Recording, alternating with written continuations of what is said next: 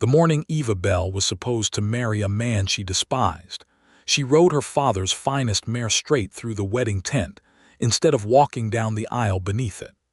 It was the spring of 1878, in the high grass country of Wyoming Territory, where the wind carried the smell of sage and cattle dust across 1,000 miles of open range.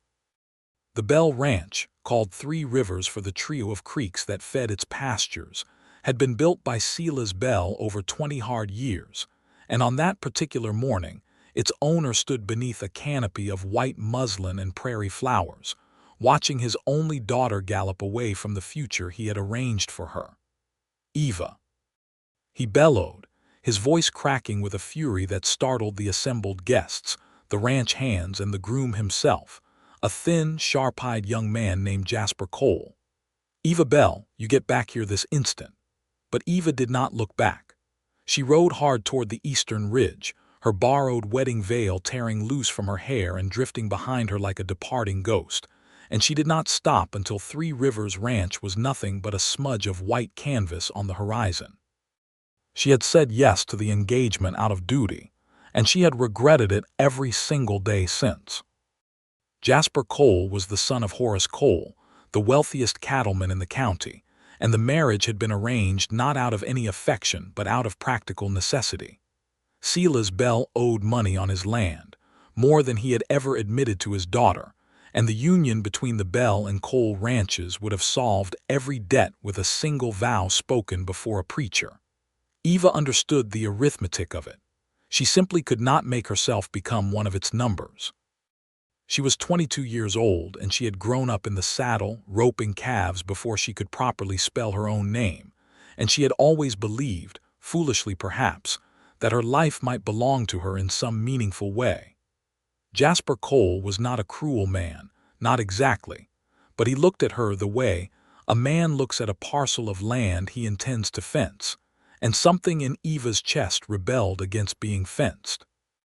She rode until her mare was lathered and trembling, and then she slowed to a walk along a dry wash lined with cottonwood trees, and she let herself cry for the first time in months, not because she regretted her choice, but because she had no earthly idea what she was going to do now that she had made it. It was there in that wash that she first saw Dexter Wilcox. He was crouched beside a small fire, boiling coffee in a battered tin pot, his saddle and bedroll spread out beside him like a man who had been living rough for some time. He was perhaps 26 or 27, lean and sun-browned, with dark hair curling out from beneath a worn felt hat, and when he heard her horse approaching he stood slowly, one hand resting easy near the revolver at his hip, though his eyes held more curiosity than alarm. "Ma'am," he said, taking in her torn wedding dress and the tear tracks on her cheeks, "you are either the unluckiest bride in the territory or the smartest one I have ever seen." Despite herself, Eva laughed, a wet, hiccuping sound that surprised her more than it seemed to surprise him. "I suppose that depends on how the next few weeks go," she said. "Well," he gestured at the fire. "Coffee is not much, but it is hot, and you look like you could use some sitting down." She should have ridden on. A woman alone with a strange man in the middle of the territory was no small risk, and she knew it, but something in his manner put her at ease, a kind of unhurried steadiness that reminded her of the old vaqueros who had taught her to ride as a child. She dismounted and sat on a flat rock near his fire, and he handed her a tin cup without ceremony. "Dexter Wilcox," he said by way of introduction. "I drive cattle when there is cattle to drive, and I do a bit of everything else when there is not. Eva Bell," she said, "I was supposed to be married about 2 hours ago. To the fellow whose ranch I passed a few miles back, all that white cloth flapping around like a ship ran aground in the grass. That would be the one." He studied her for a long moment, and there was no judgment in his face, only a kind of careful respect. "I take it you had your reasons." "I did." She wrapped her hands around the warm cup. "My father is deep in debt. The Coles offered to forgive it and more if I married Jasper Cole. I was supposed to be the payment." Dexter's jaw tightened almost imperceptibly. "That is a hard thing to ask of a daughter." He believes it was the only way to save Three Rivers. Maybe he is right, but I could not do it, Mr. Wilcox. I could not spend my whole life being someone's arrangement. No, he agreed quietly. I do not suppose you could. They sat in silence for a while, the fire crackling between them, and Eva found herself studying this stranger with an interest that startled her, given the circumstances of her mourning. There was something in his face, weathered but kind, that made her feel, for the first time in weeks, as though she were speaking to someone who saw her as a person and not as a solution to a problem. "What will you do now?" he asked finally. Eva looked out at the endless grass rolling toward the mountains, and an idea began to take shape in her mind, formless still but insistent, the way a seed insists on growing even in poor soil. "I do not know yet," she said, "but I think I am going to build something of my own." She did not know, in that moment beside the wash, how completely those words would come to define the rest of her life, nor did she know that the man crouched across the fire from her would become the person who helped her build it. The ride back to Three Rivers that evening was one of the hardest things Eva had ever done. She had considered simply riding on, disappearing into the territory the way so many desperate souls did, but her mother's grave lay on that land, and her mother's rose bushes still bloomed beside the ranch house, and Eva was not ready to abandon everything, only the marriage that had been forced upon her. Silas Bell met her on the porch, his face gray with a mixture of fury and something that might have been fear. "Do you have any idea what you have done?" he demanded. "Horace Cole is talking about calling in every note I owe him. We could lose this ranch, Eva, everything your mother and I built." "I am sorry, Papa." Her voice was steady even as her hands trembled. "I am sorry for the debt, and I am sorry for the shame I have caused you today. But I will not marry a man I do not love simply to balance your ledgers." "Love." Silas spat the word like it tasted bitter. "Love does not keep a roof over your head in a Wyoming winter, girl. Love does not feed cattle or pay the bank." "Then I will find another way to keep a roof over my head," Eva said, and something in her tone made her father go quiet, studying her as though seeing her clearly for the first time in years. "I mean it, Papa. I am not asking your permission. I am telling you what I intend to do." "And what is that, exactly?" Eva lifted her chin. "I still have Mother's inheritance. The parcel of land north of Antelope Creek that she left me. I am going to run cattle on it. I am going to build something that is mine, something no one can take from me and no one can marry me off to protect." Silas Bell laughed, a short, disbelieving bark of a sound. "That land is scrub and rock, Eva. There is barely enough grass to feed a jackrabbit, let alone a herd." "Then I suppose I will have to be a very good rancher," Eva said, and she walked past him into the house before he could see how frightened she truly was. The land her mother had left her, some 4,000 acres along Antelope Creek, was indeed rough country, hillier and drier than the rich bottomland of Three Rivers. But it had water, and it had grass enough if a person was clever about grazing it, and most importantly, it was entirely hers. Eva spent the following weeks in a state of restless planning, tallying what little money she had saved from selling eggs and butter over the years, calculating what a small starter herd might cost, and trying not to think too hard about how impossible the whole venture seemed. It was Dexter Wilcox who found her again, not the other way around, riding up to the small line shack on Antelope Creek that Eva had claimed as her new home, a structure with a leaking roof and a door that hung crooked on its hinges. "Heard around town that Silas Bell's daughter had gone and started her own outfit," he said, tipping his hat as he dismounted. "Thought I would come see for myself whether that was true or just cowboy talk." "It is true," Eva said, straightening up from the fence post she had been trying unsuccessfully to set upright. "Though as you can see, the outfit consists of one shack, one fence post that refuses to stand, and no cattle whatsoever." Dexter looked around at the modest spread with an expression that was not quite pity and not quite amusement. "You need help." "I need a great many things, Mr. Wilcox. Help is certainly among them. I am between jobs at the moment," he said. The outfit I was riding for finished their spring drive and let half the hands go until fall. I could stay on a few weeks. Help you get that fence standing, at least, and give you my opinion on where you might find cattle cheap enough for a woman starting from nothing." Eva regarded him carefully. She had not forgotten the wisdom of caution. A woman alone hiring a man she barely knew, but there had been nothing in their first meeting or in his manner now that suggested anything but honest decency, and she desperately needed the help. "I cannot pay you much," she said. "Barely anything, in fact, until I have cattle and can sell some." "I did not ask for pay," Dexter said. "I asked to help." "Why?" He considered the question seriously, as though it deserved a true answer rather than a convenient one. "Because I watched a woman ride away from a marriage she did not want and start building something with her own two hands instead of waiting for someone to build it for her. I do not see that kind of grit very often, Miss Bell. Seems worth a few weeks of my time." Eva felt something warm unfurl in her chest, something she did not have a name for yet, though she suspected, even then, that she would come to know it well. "All right, Mr. Wilcox," she said. "Let us see about that fence post."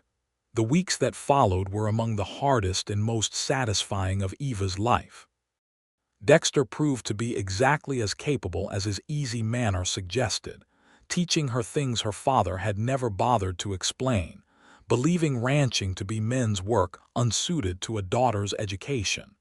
Dexter showed her no such reluctance. He taught her how to read the land for good grazing, how to judge a steer's health by the shine of its coat and the clearness of its eyes, how to build a proper branding fire and swing a rope with enough snap to catch a calf on the first throw. "You have got good hands," he told her one afternoon, after she had successfully roped and thrown a young steer for the first time, her arms trembling with effort and pride in equal measure. "Most men take a season to learn what you just learned in a month." "I have had a good teacher," Eva said, and the look that passed between them lingered a beat longer than either of them acknowledged aloud. Their first cattle came from an unlikely source.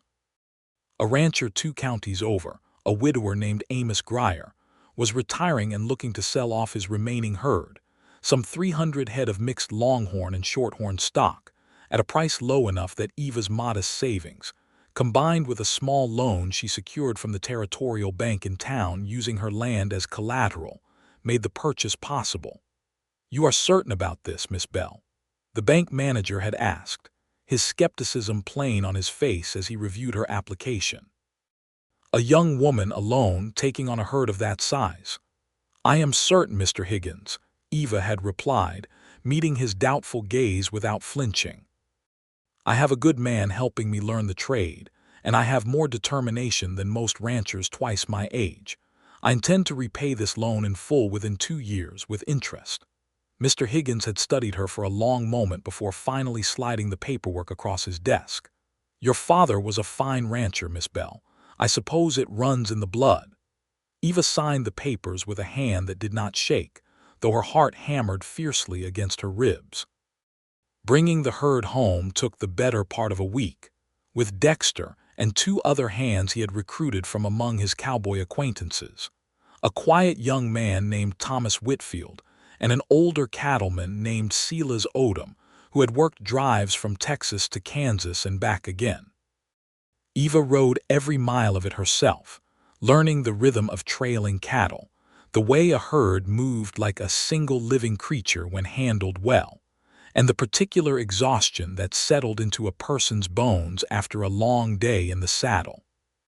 At night, around the campfire, Dexter told stories of the great cattle drives he had ridden as a younger man, tales of dust storms and river crossings, and the particular loneliness of nights spent beneath more stars than a person could ever hope to count. Eva found herself drawn into these stories not merely for their adventure, but for the way Dexter told them, with a quiet reverence for the land and the animals and the hard, honest work of it all. "You love this life," she observed one night, watching firelight play across his face. "I do," he admitted. "There is something about it. A man works with his hands, works with the land, and at the end of the day he can look at what he has built and know it is real. No pretense to it, no arrangement. He glanced at her and something in his expression made her breath catch. "I imagine you understand that better than most." "I am beginning to," Eva said softly. The herd arrived at Antelope Creek in good health, and Eva spent the following months in a state of near-constant labor, learning every aspect of ranch management from the ground up.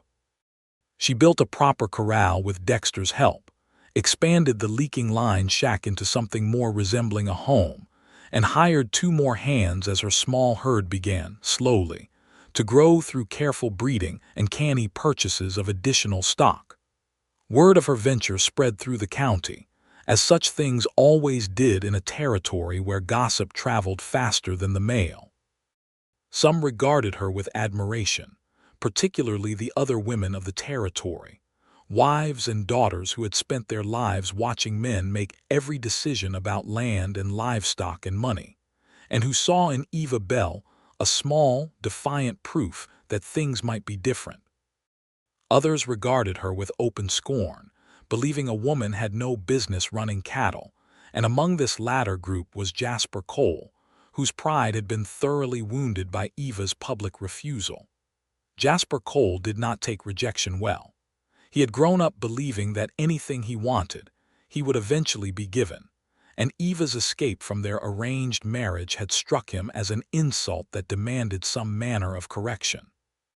When word reached him that she was building her own outfit along Antelope Creek, his wounded pride curdled into something meaner. The first sign of trouble came in early summer, when Eva discovered a section of her fence cut and a dozen head of cattle missing. She rode out with Dexter and Thomas Whitfield to investigate, following the tracks of the missing steers until they led toward the boundary of Cole land. "This was no accident," Dexter said grimly, examining the neatly cut fence wire. "Someone did this on purpose and did it knowing exactly where your herd would wander once the fence was down." "Jasper," Eva said, her voice tight with anger, "it has to be him." "We do not have proof," Dexter cautioned. "And accusing a man like Jasper Cole without proof is a good way to start a range war you cannot afford to fight." Eva knew he was right, though the knowledge did nothing to cool her fury. She rode to town instead and filed a report with the territorial marshal, a weathered man named Marshal Cobb, who listened to her account with polite skepticism. "Cattle wander off all the time, Miss Bell," he said. "Fences get cut by all manner of folks, and half the time it is nothing more than drunk cowboys causing mischief. I will look into it, but I would not expect much to come of it." Eva left the marshal's office with her jaw clenched, understanding for the first time the particular difficulty of being a woman seeking justice in a territory that rarely afforded women much of it. The theft was a setback, but not a catastrophic one, and Eva refused to let it deter her. If anything, it hardened her resolve. She had Dexter and the other hands ride patrol along her fence lines more regularly, and she began keeping a detailed count of her herd, recording numbers in a ledger book she kept locked in a strongbox beneath her bed. It was around this time that her relationship with Dexter began to shift into something neither of them had quite named yet, though both of them felt it plainly enough. Small moments accumulated between them. The way his hand lingered a beat too long when he helped her down from her horse. The way she found herself seeking his opinion on every decision regarding the ranch, not merely for his expertise, but for the simple pleasure of his company. One evening in late summer, as the sun set in a great orange wash over the western hills, Eva found Dexter sitting alone on a ridge overlooking the creek, watching the cattle graze below in the golden light. "You are not thinking of moving on, are you?" she asked, settling beside him on the grass, her question more anxious than she intended it to sound. Dexter glanced at her, surprised. "Why would you think that?" "You said you would stay a few weeks. It has been 3 months. I suppose I have lost track of time." He was quiet for a moment, his eyes on the horizon. "Truth be told, Miss Bell, I have not thought much about moving on. I find I like it here. I like watching this outfit grow. I like watching you grow into running it." "Eva," she said softly. "You may as well call me Eva. After 3 months of sleeping in the same camp and fighting off cattle rustlers together, I think we are past formalities." He smiled, a real smile that reached all the way to his eyes. "Eva, then, and you may call me Dexter if that suits you." "It suits me fine, Dexter." They sat together as the sun dipped below the hills, the sky bleeding into deep purples and reds, and neither of them spoke for a long while, content simply to share the silence and the view. "Can I ask you something?" Eva finally said. "Anything." "Do you regret it? Staying, I mean. You could be off somewhere driving cattle for wages or homesteading your own place. Instead, you are here, helping me build mine for barely any pay at all." Dexter turned to look at her fully, and something in his expression was so open, so unguarded, that Eva felt her heart stutter in her chest. "I have thought about that," he admitted, "about why I stayed. And I think the honest answer is that somewhere along the way, this stopped feeling like helping you build your outfit and started feeling like building something of my own too. Not the land, not the cattle, but this." He gestured vaguely between them. "Whatever this is." Eva's breath caught. "And what do you think this is?" "I think," Dexter said slowly, "that I have come to care for you a great deal, Eva Bell. More than is probably wise, given that I own no land and precious little money, and you are trying to build an empire that a man like me has no business hoping to share." "That is a foolish thing to say," Eva said, her voice trembling slightly. "As though love has ever concerned itself with a man's bank account." "Love," Dexter repeated softly. "Is that what this is?" "I believe it might be," Eva said, and then, because she had never been a woman inclined to wait for someone else to make the first move, she leaned forward and kissed him. It was a brief kiss, tentative and searching, but when they parted, Dexter's eyes were bright with something like wonder. "Eva Bell," he murmured, "I believe I have fallen thoroughly in love with you." "Good," Eva said, smiling despite the sudden nervous flutter in her stomach. "Because I believe I have done the same."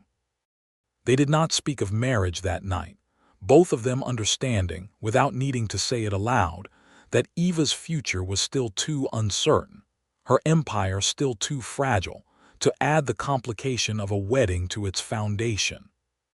But something had shifted between them, something solid and true, and in the weeks that followed, they worked side by side with a new tenderness underlying their partnership, stealing quiet moments together at the end of long days, finding in each other a comfort neither had known they needed. The autumn brought its own challenges. Eva's herd had grown to nearly 400 head through careful breeding, and the addition of some wild mustangs Dexter helped her break and sell for extra income. But the work of managing a growing operation strained her resources and her patience in equal measure. She hired more hands, a rough but reliable trio of cowboys named Pete Ruiz, Charlie Nolan, and a young man barely out of his teens named Wesley Farrow, all of whom quickly came to respect Eva's grasp of the business despite her youth and her sex. It was Wesley who first brought word, one crisp October morning, that a large contingent of Coal Ranch hands had been spotted near the northern boundary of Eva's land, ostensibly checking their own fence lines, but lingering with what Wesley described as unusual interest in Eva's grazing cattle. "I do not like it," Dexter said, when Eva relayed the news to him. "Jasper Cole has been stewing on his wounded pride for months now. I would not put it past him to try something more serious than a few cut fence wires. What do you suggest we do? Increase our patrols. Keep the herd closer to the home range where we can watch them properly. Perhaps," he added with obvious reluctance, "it might be worth speaking with your father. Whatever debt still stands between the Bell and Cole families, it might give Jasper pause if he thought Silas Bell was watching his daughter's back." Eva bristled at the suggestion. She had not spoken to her father since the day she rode away from the wedding, and pride, along with lingering hurt, had kept her from reaching out in the months since. "I do not need my father's protection," she said. "I have built this myself." "I know that," Dexter said gently, "and I am not suggesting you need him. I am suggesting that Jasper Cole might think twice about crossing a line if he believed doing so risked reopening old wounds between two ranching families with history and influence in this territory. Sometimes the appearance of strength matters as much as strength itself. Eva considered this, and though it pained her pride to admit it, she recognized the wisdom in it. The following week, she rode to Three Rivers for the first time since her flight from the wedding, her heart hammering with a nervousness that had nothing to do with cattle or rustlers. Silas Bell was mending a section of corral fence when she arrived, and he straightened at the sound of her approaching horse, his weathered face unreadable as she dismounted. "Eva," he said, his voice careful, uncertain. "I did not expect to see you." "I did not expect to come," she admitted, "but I need to speak with you about something important." She explained the situation as plainly as she could: the cut fences, the missing cattle, the recent sighting of Cole hands lingering near her boundary, and watched as her father's expression shifted from surprise to something harder, more protective. "Jasper Cole is a spoiled fool," Silas said when she had finished. "I always suspected as much, though I let my desperation over this ranch's debts blind me to it when I arranged that engagement. I am sorry for that, Eva, truly sorry. I should never have tried to trade you for a settlement of debts, no matter how dire our circumstances." It was the closest thing to an apology Eva had ever heard from her father, and it loosened something tight in her chest that she had been carrying for months. "Thank you for saying that, Papa. I have heard talk around the county," Silas continued, "about how well your outfit is doing. 400 head, they say, and growing steady. I confess I did not believe you could manage it when you first rode off, but I have been wrong about a great many things concerning you, it seems." "I have had good help," Eva said, thinking of Dexter, the Wilcox fellow. "Yes, I have heard about him too." Silas studied his daughter carefully. "Is there something between the two of you?" Eva felt heat rise in her cheeks, but she did not look away from her father's gaze. "There is, Papa. I love him." She braced herself for anger, for another lecture about practical arrangements and the foolishness of love, but instead, Silas simply nodded slowly, as though confirming something he had already suspected. "Your mother would have liked him, I think," he said quietly. "She always said a man's character showed plainest in how he treated those with less power than himself. From what I hear, Wilcox has treated you as an equal partner in that outfit of yours, not as some charity case to be managed." "He has," Eva confirmed, her throat tight with unexpected emotion. "Then I suppose I owe him my thanks and perhaps my blessing, should things progress that direction." Silas paused, then added gruffly, "As for the Cole business, you let me handle that. I will pay a visit to Horace Cole myself, remind him that the Bell family, despite recent troubles, still carries weight in this territory, and that harassing my daughter's cattle operation would be seen as an act of open hostility between our families." "You would do that? After everything?" "You are still my daughter, Eva, whatever foolishness passed between us over that wedding. I may have been wrong to arrange your marriage, but I have never stopped being your father, and I will not stand by while Jasper Cole tries to bully you off land that is rightfully yours." Eva rode back to Antelope Creek that evening with a lighter heart than she had carried in months, the fragile beginnings of reconciliation with her father settling into something that felt, for the first time, like genuine hope for their relationship's future. Silas Bell was true to his word. Whatever conversation passed between him and Horace Cole, it proved effective, at least for a time. The Cole Ranch hands stopped lingering near Eva's boundary lines, and no further cattle went missing through the remainder of the autumn. Eva allowed herself to believe, perhaps naively, that the worst of Jasper Cole's wounded pride had been sufficiently addressed. The reprieve allowed her to focus on the practical work of growing her operation, and with Dexter's guidance, she began planning for her first major cattle drive, intending to trail a portion of her herd, some 200 head of prime stock, north to the railhead at Cheyenne, where prices for beef remained strong thanks to the growing demand from eastern markets. "It is no small undertaking," Dexter warned her, As they pored over maps of the territory by lamplight one evening in the small ranch house Eva had built to replace the original leaking line shack.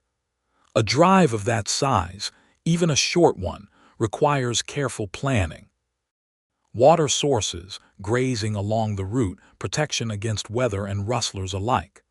I know it is ambitious, Eva said, but if I can get a good price at Cheyenne, it will set us up to expand the herd significantly next season. We could be looking at doubling our operation within 2 years. Dexter repeated softly, and Eva realized with a small flush of embarrassment that she had used the word without thinking. As though their partnership in this venture had become so natural, she no longer distinguished between her ambitions and their shared enterprise. I meant to say Eva corrected, though her heart was not truly in the correction. Do not take it back on my account, Dexter said, reaching across the table to take her hand. I like the sound of Eva, I like it a great deal, she smiled, lacing her fingers through his. Then we shall drive 200 head to Cheyenne and we shall build this empire together, however foolish and ambitious that dream might be. There is nothing foolish about it, Dexter said seriously. I have seen you work these past months, Eva. I have watched you learn faster than any man I have ever trained, watched you make hard decisions about breeding and grazing and money that most seasoned ranchers would struggle with. You are not foolish. You are formidable. The word settled warm in Eva's chest, and she found herself leaning across the small table to kiss him, slow and sweet, sealing the promise of their shared future with something more certain than words.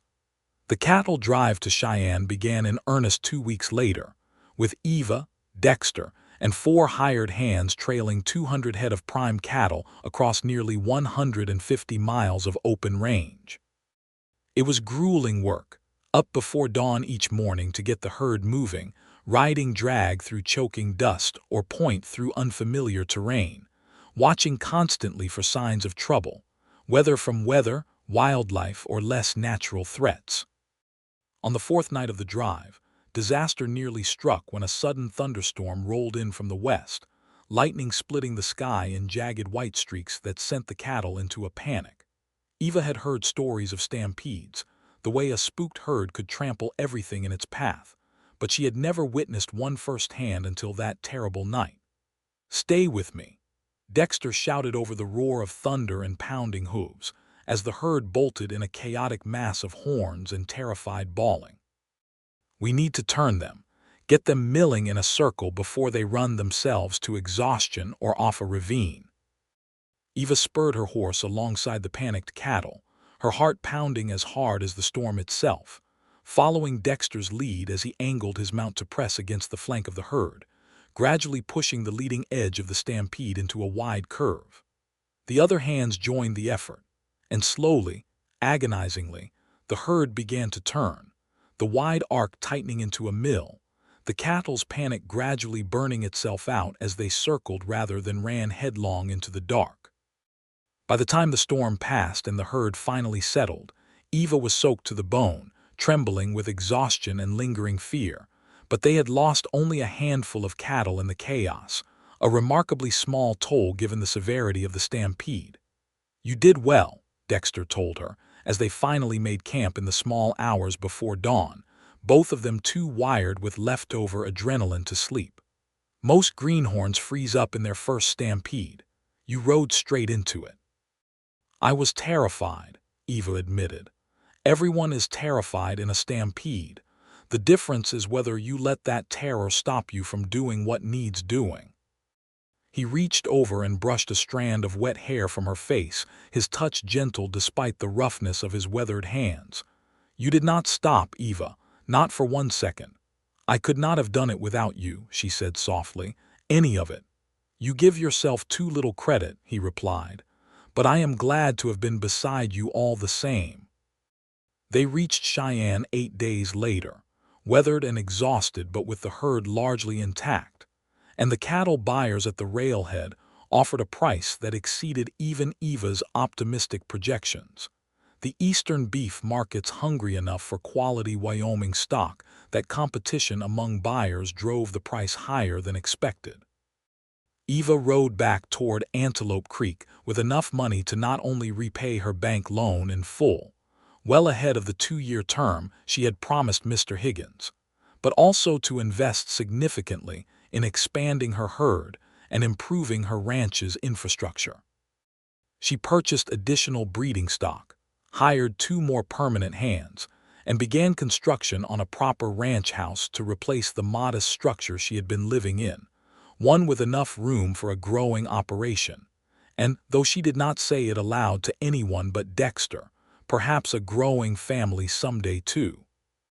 It was during the construction of this new house, in the depths of a particularly harsh Wyoming winter, that Jasper Cole made his final, most desperate attempt to derail Eva's success.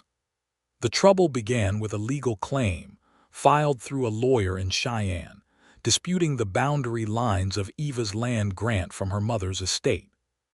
Jasper Cole, it emerged, had spent months researching old territorial land records, and had found what he believed to be an ambiguity in the original survey that placed nearly a third of Eva's best grazing land, including the primary water access along Antelope Creek, within a parcel he claimed had actually belonged to his own family's original land grant. "This is absurd," Eva said, reading through the legal papers delivered by a nervous county clerk on a bitterly cold January afternoon. "My mother's land grant was surveyed and recorded 20 years ago. This cannot possibly hold up." "Perhaps not," Dexter said grimly, reading over her shoulder, "but it will take time and money to fight in court, time and money you need for the ranch, and Jasper Cole knows it. This is not about winning a legal claim, Eva. This is about wearing you down, forcing you to spend everything you have earned defending land that is rightfully yours, until you have nothing left to run your operation with." Eva felt a familiar surge of fury rise in her chest, but beneath the anger lay something more frightening, a creeping dread that Jasper Cole's petty vengeance might succeed where honest hardship had failed to break her. "What do? We fight it," Dexter said firmly. "We hire the best lawyer we can afford in Cheyenne, and we gather every piece of documentation proving your mother's original claim, and we make Jasper Cole regret ever thinking a woman running her own ranch would be an easy target." The legal battle that followed consumed the better part of the winter and much of the following spring, draining Eva's hard-won savings and testing her resolve in ways the physical labor of ranching never had. She traveled to Cheyenne repeatedly to meet with lawyers and review old survey documents, leaving Dexter and the other hands to manage the day-to-day operations of the ranch in her absence. It was during one such trip, sitting in a cramped Cheyenne law office poring over faded territorial records, that Eva finally found the evidence she needed, an original survey map, filed decades earlier and nearly forgotten in the territorial archives, that clearly established the boundary lines exactly as her mother's land grant had always claimed them, with no ambiguity whatsoever regarding the water rights along Antelope Creek. "This settles it," her lawyer, a sharp young attorney named Franklin Marsh, told her with evident satisfaction. "Jasper Cole's claim has no legal foundation whatsoever. I would wager he never expected you to find this original survey, Miss Bell. Most people would have given up the search long before now."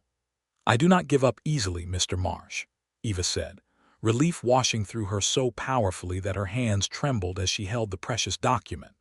The court ruled decisively in Eva's favor within a matter of weeks, and Jasper Cole was ordered not only to abandon his fraudulent claim, but to pay Eva's legal costs as penalty for what the judge termed a frivolous and vexatious lawsuit intended to harass a legitimate landholder. It was, by any measure, a complete and humiliating defeat for Jasper Cole, and word of it spread through the territory with the particular relish reserved for stories of arrogant men receiving their comeuppance. Eva returned to Antelope Creek victorious, but exhausted in a way that went beyond mere physical tiredness. The months of legal battle had drained something from her, some reserve of energy and optimism that she had not realized was finite until she felt it running dangerously low. Dexter met her at the edge of the property, having ridden out to watch for her return, and the moment she saw him, something in her chest loosened, the accumulated tension of the past months finally beginning to release. "It is over," she told him as he helped her down from her horse. "We won, completely and finally." "I never doubted you would," Dexter said, pulling her into an embrace that she sank into gratefully. "But you look tired, Eva, bone tired." "I am tired," she admitted, her voice muffled against his shoulder. "Tired of fighting, tired of proving myself to men who cannot stand the thought of a woman succeeding at something they believe belongs to them alone." "You do not have to fight alone anymore," Dexter said quietly, pulling back just enough to look into her eyes. "I know I have said that before in different ways, but I mean it more plainly now than I ever have. Eva Bell, I love you. I have loved you since that first morning I found you crying beside that dry wash, wearing a torn wedding dress and looking more determined than any person I had ever met. I do not want to simply help you build this empire anymore. I want to build it with you, as your husband, for the rest of our lives." Eva felt tears spring to her eyes, tears of exhaustion and relief and overwhelming love all tangled together. "Are you asking me to marry you, Dexter Wilcox?" "I am," he said, and then with a slightly nervous laugh he added, "though I confess I had planned to do this with rather more romance than exhausted collapsing into my arms after a legal victory. I had thought perhaps a proper proposal on one knee, maybe with flowers." "I do not need flowers," Eva said, laughing through her tears. "I need you exactly as you are in whatever moment we happen to find ourselves in. Yes, Dexter.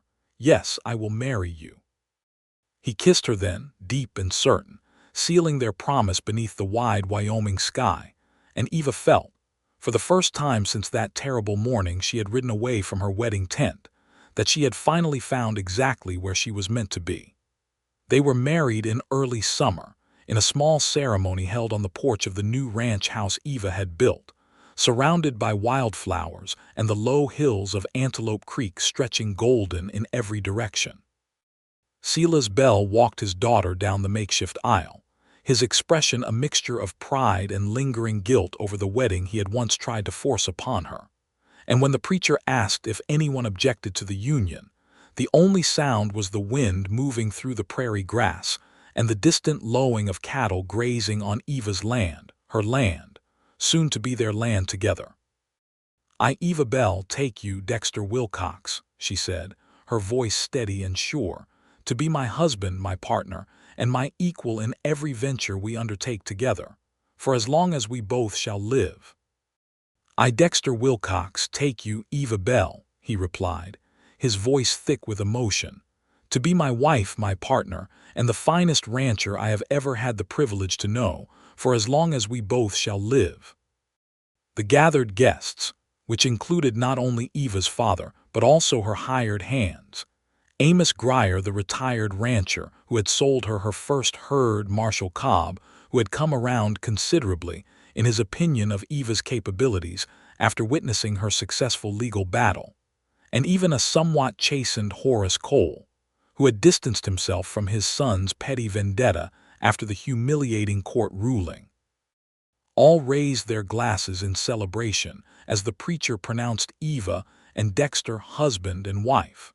Jasper Cole was notably absent from the celebration, having left the territory entirely in the aftermath of his legal defeat, unable to bear the weight of the county's collective mockery. Eva felt no satisfaction in his departure, only a quiet relief that the shadow of his wounded pride would no longer loom over her happiness. The years that followed brought both hardship and abundance in the way that life on the frontier always did, but Eva and Dexter faced each challenge together, their partnership deepening with every season that passed. They expanded their herd steadily, weathering harsh winters and dry summers with the same resilience that had carried Eva through the difficult early months of her venture. And within 5 years of their marriage, the operation they had built together, which they had taken to calling Bell Creek Ranch in honor of both Eva's maiden name and the creek that had first sustained their small herd, had grown to encompass nearly 10,000 head of cattle across expanded landholdings, that made it one of the most successful and respected ranching operations in the entire territory. Their success did not go unnoticed, and Eva found herself, somewhat to her own surprise, becoming something of a local legend, the rancher's daughter who had refused an arranged marriage and built a cattle empire from nothing but grit, determination, and the help of a good man who had recognized her worth from the very beginning. Young women throughout the territory, and eventually throughout the wider West as word of her story spread, began writing to her, asking for advice on everything from cattle breeding to standing up to fathers and suitors who believed a woman's only value lay in the marriages she could secure for her family's benefit. Eva answered every letter personally, taking particular joy in encouraging young women to trust their own judgment and pursue their own ambitions, whatever those might be, rather than accepting arrangements that others had made on their behalf. "You have become quite the inspiration," Dexter told her one evening, several years into their marriage, as they sat on the porch of their now considerably expanded ranch house, watching their two children, a boy named Samuel who had inherited his mother's stubborn determination, and a girl named Charlotte who showed early signs of possessing her father's easy way with horses and cattle alike, chase each other across the yard in the golden light of a late summer evening. "I never set out to inspire anyone," Eva said, leaning her head against her husband's shoulder as they watched their children play. "I only wanted to live a life that felt like my own, rather than one that had been arranged for someone else's benefit.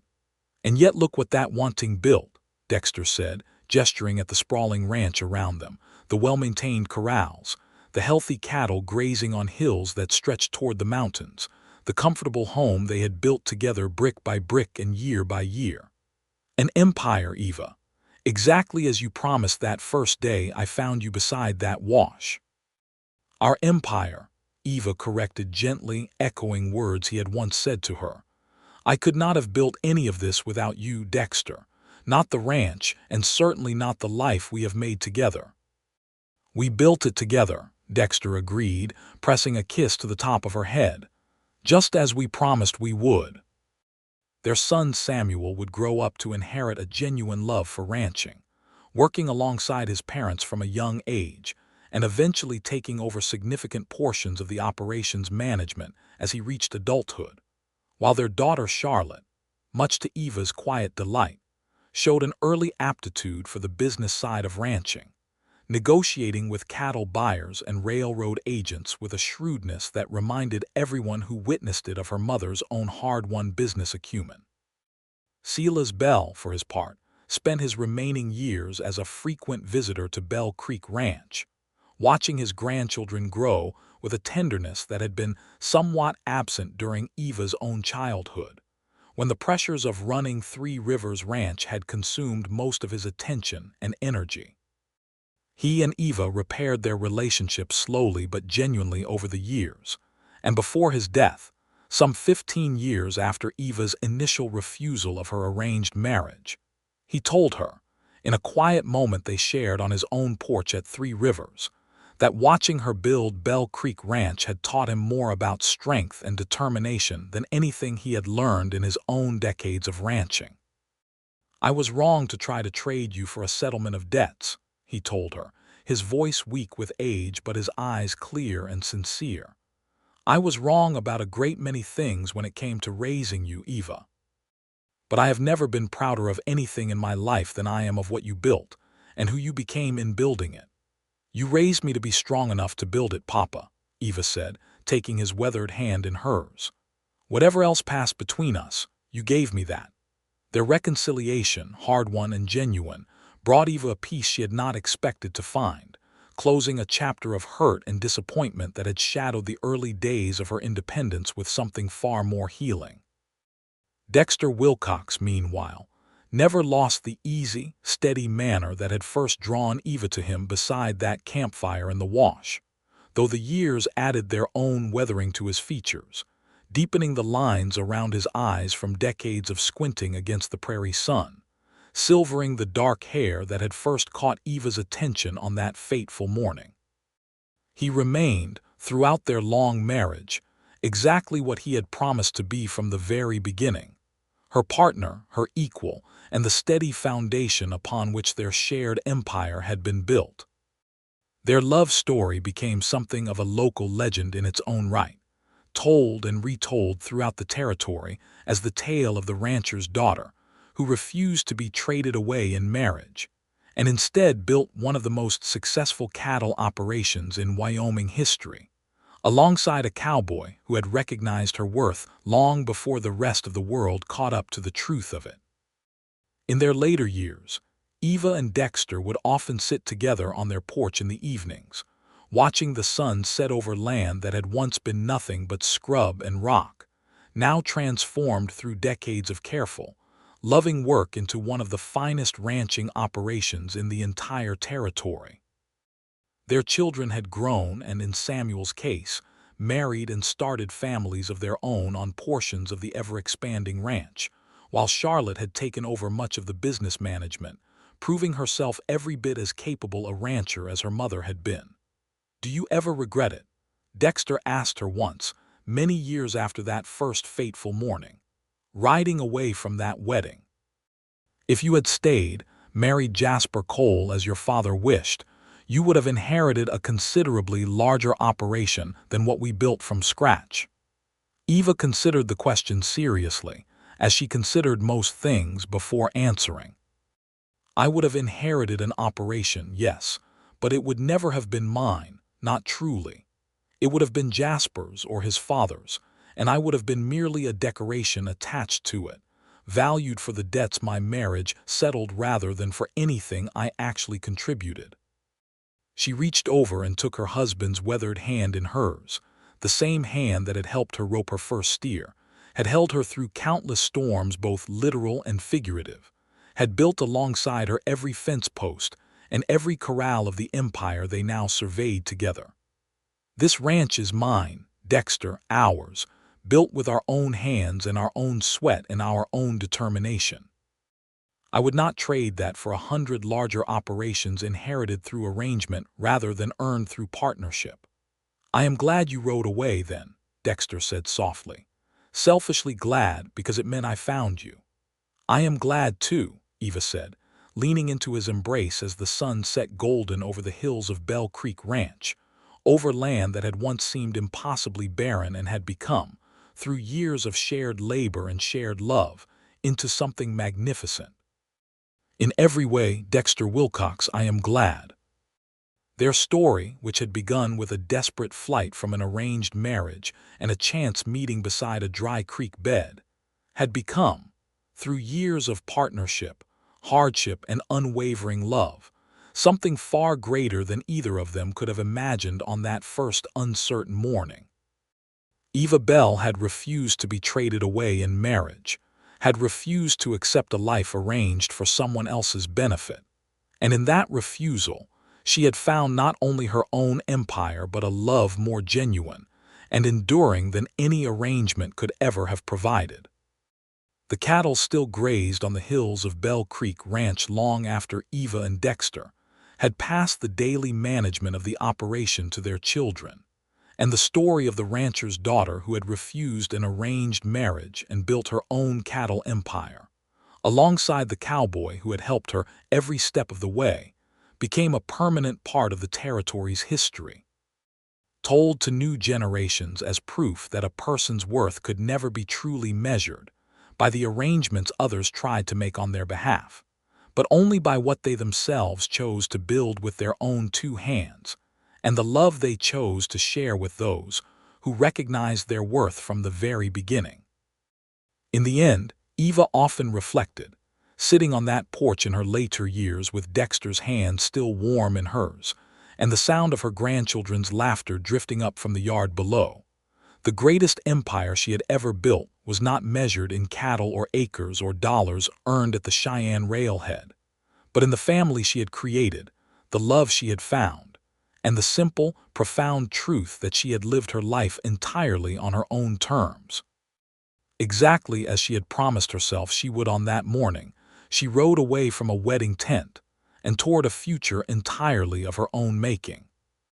The wind still moved through the tall grass of Antelope Creek exactly as it had on that first morning, carrying with it the scent of sage and cattle and the particular freedom of the open range. And Eva Bell Wilcox, rancher, wife, mother, and legend of the Wyoming territory, breathed in deeply, grateful for every difficult, joyful, hard-won moment of the life she had chosen for herself, and for the man who had chosen, every single day since that first meeting, to build it alongside her.